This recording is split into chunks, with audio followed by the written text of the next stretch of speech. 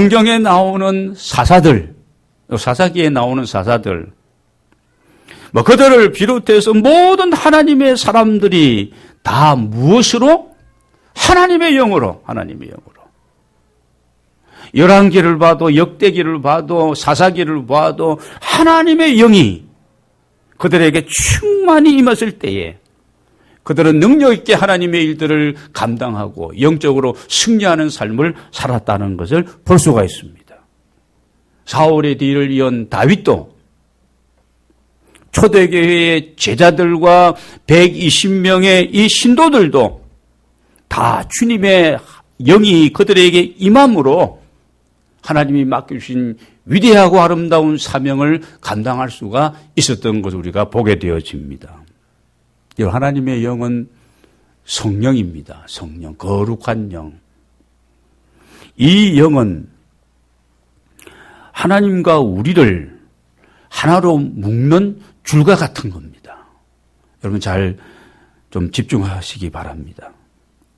하나님과 내가 묶여지면 여러분 내가 하나님께 영향을 미치든지 하나님이 나에게 영향을 미치든지 같이 하면 같이 있으면 서로 영향을 미치는 것입니다. 그런데 우리는 하나님께 무슨 영향을 미칠 게 없잖아요. 없습니다. 원래 죄인으로 태어난 사람들이고 지금도 생각 속에서 우리 행동 속에서 삶에서 우리가 온만 가지 생각과 이 마음에서 짓는 죄부터 알면서도 행치 못하고 하라는 거 하지 말라는 거 그냥 우리가 이렇게 있는 우리들이 하나님께 무슨 영향을 미치겠습니까? 그 전능하신 하나님께서 아까 우리 찬양했잖아요. 능치 못함이 없으신 하나님께서 그분과 내가 하나로 묶여지면 우리가 누구의 영향을 받을까요? 그분의 영향을 우리가 받는 겁니다. 그래서 예수님께서 부활하시고 성전하시기 전에 제자들에게 특별히 부탁하신 말씀이 있습니다. 너희는 사도행전 1장 4절을 보면 너희는 예루살렘을 떠나지 말고 아버지의 약속하신 것을 기다리라. 아버지의 약속하신 것이 뭐냐? 하나님의 영 성령입니다. 1장 8절에서 사도행전 오직 성령이 이 아버지의 약속하신 성령이 너희에게 임하시면 너희가 권능을 받고 이 아버지의 약속하신 성령이 너희에게 임하시면 너희가 능력 있는 하나님의 사람이 되어서 예루살렘과 유다와 사마리아 땅 끝까지 내 증인이 되리라 말씀하고 있습니다. 이 약속의 말씀을 붙들고 그들이 마가다락방에서 기도하였고 전혀 기도에 힘쓰면서 하나님께 기도합니다. 기도하는데 오순절날 그들 위에 불같은 하나님의 영 성령이 임하게 되고 이 성령의 충만함을 받았어. 여러분 이 120명이 세상이 감당할 수 없는 그런 하나님의 일꾼들로 복음의 역군들로 여러분 하나님의 사역들을 감당한 줄로 믿습니다. 오늘 삼손도 마찬가지입니다. 그가 별 사람이기 때문에 그런 게 아닙니다. 하나님과 삼손이 묶여지니까 엄청난 이 역사를 이루어갈 수 있었던 것입니다. 삼손이 대단한 것은 전혀 아닙니다. 뒤에 나오는 이 삼손이 뒤에 이제 보면은요, 나시린의 위치를 탈선하게 되어집니다. 하나님과의 묶임에서 간격이 생겨집니다. 떨어집니다. 그래서 머리까지 깎여버린 이 삼손은 그 다음에는 힘을 도저히 쓸 수가 없었던 겁니다. 그냥 일반적인 한 사람의 남자였을 뿐입니다. 하나님이 영이 떠나버린 사울 아무것도 아니었습니다. 오늘 삼손도 역시 마찬가지였습니다.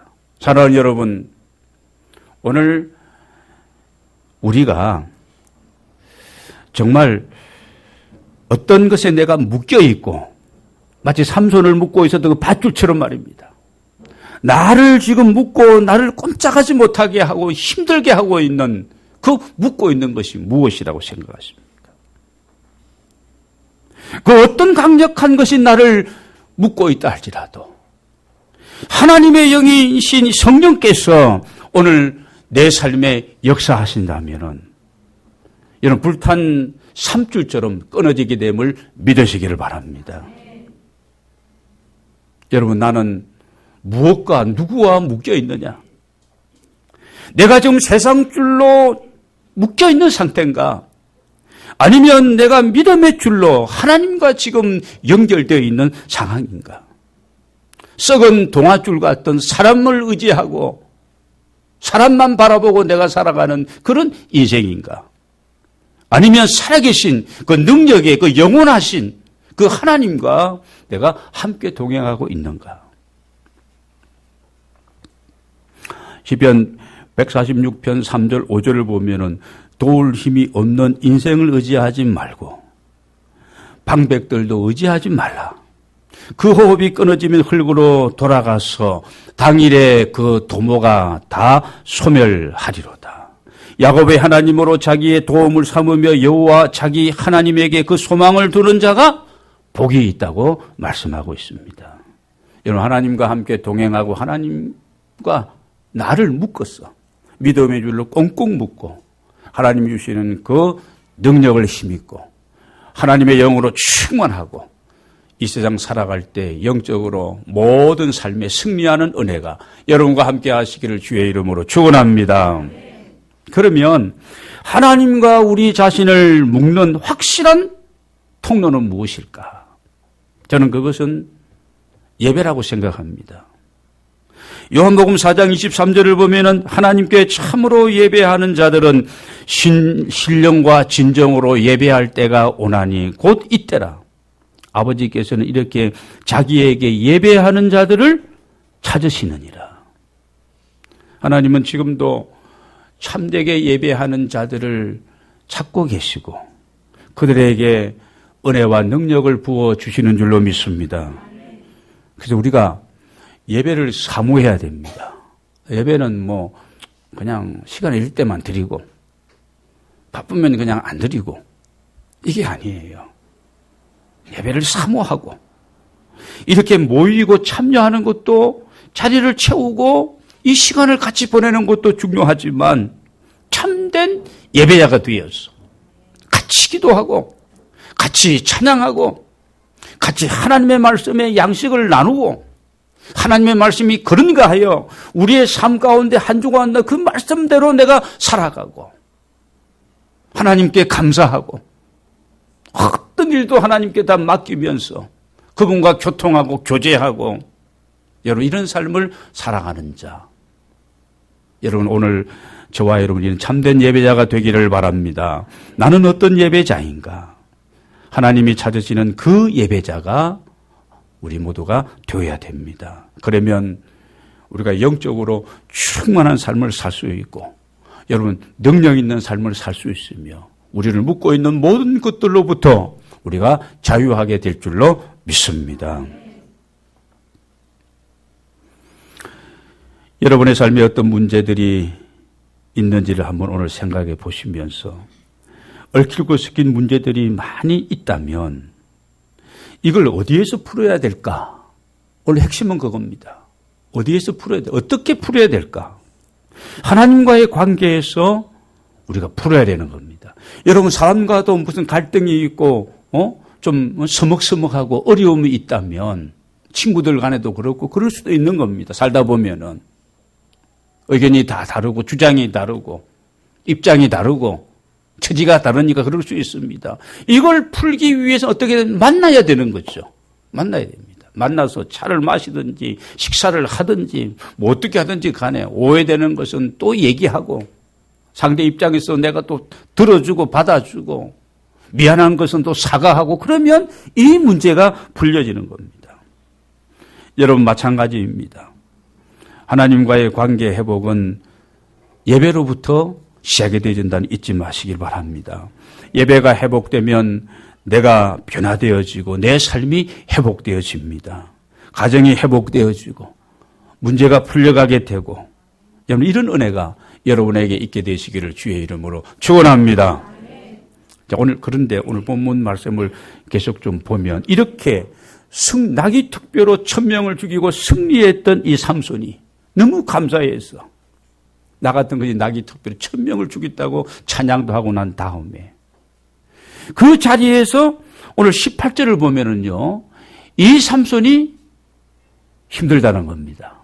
갈증을 느끼면서 18절 한번 보겠습니다. 같이 읽겠습니다. 시작. 삼손이 심히 목이 말라 여호와께 부르짖어 이르되 주께서 종의 손을 통하여 이 큰 구원을 베푸소사오나 내가 이제 목말라 죽었어 할례 받지 못한 자들의 손에 떨어지겠나이다 하니. 19절을 계속 봅니다. 하나님이 레이에서 한 우묵한 곳을 터뜨리시니 거기서 물이 솟아나오는지라. 삼손이 그것을 마치고 정신이 회복되고 소생하니 그러므로 그 샘 이름을 에낙고레라 불렀으며 그 샘이 오늘까지 레이에 있더라. 여러분, 에낙고레의 뜻이 무엇입니까? 부르짖는 자의 샘이라는 그런 뜻이거든요. 부르짖는 자의 샘. 승리하고 난 다음에 지금 얼마나 1000명을 나귀 특별히 1000명을 죽였습니까? 얼마나 지금 막 기운이 다 빠지고 막 탈진한 상태에서 목말라 막 갈증으로 죽겠다는 겁니다. 그래서 오늘 이 삼손이 하나님 앞에 부르짖으면서 이렇게 간구합니다. 여러분, 하나님은 우리가 가만히 있을 때에 뭐 이렇게 저렇게 해주시는 그런 하나님이 아니십니다. 여러분, 착각하면 안 됩니다. 우리는 로봇가 아니에요. 하나님의 무슨 뭐 애완동물 같은 그런 존재가 아닙니다. 애완동물을 그냥 그 주인이 그렇게 이렇게 다 해주지 그런 게 아니라는 겁니다. 우리는 하나님의 형상을 지닌, 비록 많이 파괴되었지만 그 하나님의 형상을 지닌 이성적인 존재고 영적인 존재고 우리는 자율성을 가진 존재입니다. 하나님 앞에 나아가서 참된 예배를 드릴 수도 있고 건성건성할 수도 있는 겁니다. 하나님 앞에 내가 기도하고 부르짖고 내 형편과 사정이 이렇습니다. 나는 이런 생각을 가지고 있고 하나님의 영광 위에 내가 이렇게 살고 싶은데 나의 삶은 이렇습니다. 이런 문제들이 나를 묻고 있습니다. 하나님 앞에 우리가 나아가서 우리의 사정과 형편을 오늘 삼손처럼 아뢰어야 된다는 겁니다. 마치 젖달라고 우는 아이처럼 하나님께 나아가서 뭐 부르짖든지 고백하든지 우리가 하나님 앞에 그렇게 기도해야 되는 겁니다. 예레미야 33장 3절 우리가 잘 알지 않습니까? 예후기도 예레미야 33장 3 너는 내게 부르짖으라 내가 내게 응답하겠고 내가 알지 못하는 크고 비밀한 일을 내게 보이리라. 뒤의 내용은 내가 알지 못하는 크고 비밀한 일을 좋아하면서 너는 내게 부르짖어 내게 응답하겠고 요건 우리가 실천을 안 하는 거예요. 앞에 부분이 이루어 주시는 하나님이시고 여러분 사정을 하나님께 아뢰고 부르짖고 기도하는 사람은 누구라고요? 나라는 거죠. 우리 자신입니다. 이게 우리에게 부족한 것입니다. 여러분 오늘 삼손처럼 부르짖고 하나님 앞에 나아가면 메마른 땅에서 우묵한 곳에서 물이 없는 우묵한 곳인데 그곳이 샘이 터져나듯이 이 놀라운 은혜가 우리의 삶 속에 있게 될 줄로 믿습니다.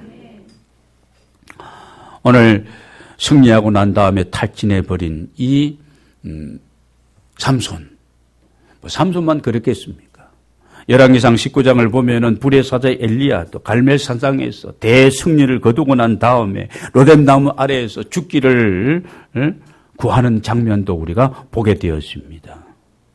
그래서 우리는 늘 성령 충만하고 늘 영적으로 재충전되어야 되는 겁니다.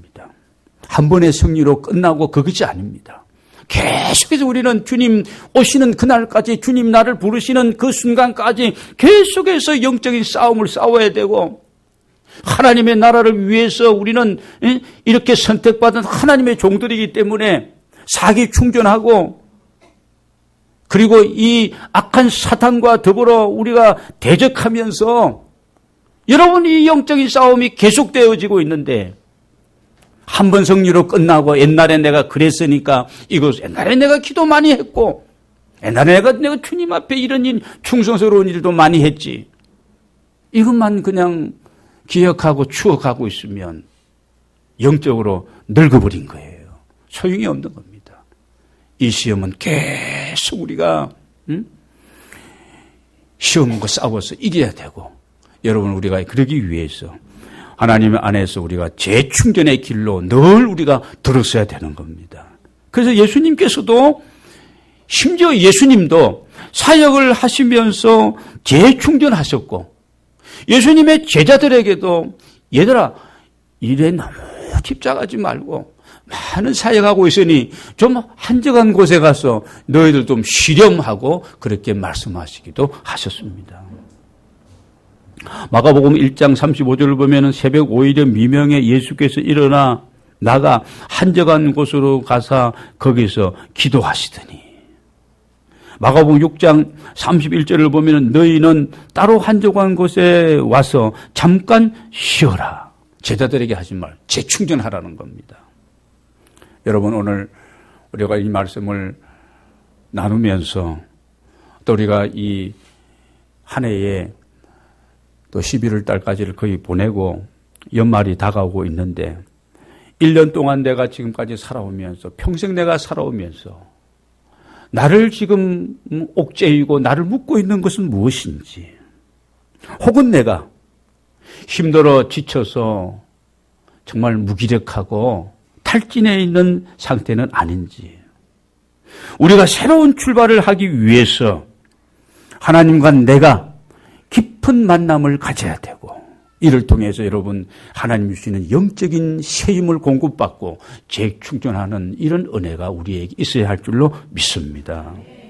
그럼 여러분 주일마다 하나님 앞에 나아가 하나님 앞에 우리가 예배 드림으로 이런 부분들을 무장해야 되는 거예요. 우리가 또 기도하는 시간이 있다면 예를 들면 금요일 저녁 기도회나 이런 시간에는 나와 같이 찬양하고 같이 말씀을 붙들고 같이 재충전하기 위해서 능력 충만, 은혜 충만하기 위해서 우리가 기도해야 할 것입니다. 예배와 기도를 통해서 하나님께서 부어주신 능력을 여러분 덧입는 하나님의 종들이 다 되시기를 바랍니다. 오늘 비록 우리의 삶이 힘들고 어렵다 할지라도 우리가 바르게 하나님을 예배하고 그분과 나와의 관계 속에서 이런 아름다운 삶이 유지되어진다면 에나고레의 이 셈이 우리의 삶 가운데도 솟아나고 또 그 안에서 우리가 다시 소생하며 다시 우리가 재충전하고 우리가 회복되어서 다시 하나님 주신 아름다운 사명을 위해서 쫓아가는 우리 모두가 될 수 있을 것입니다. 이런 은혜가 여러분과 함께 하시기를 주의 이름으로 축원합니다. 기도하시겠습니다. 존귀하신 하나님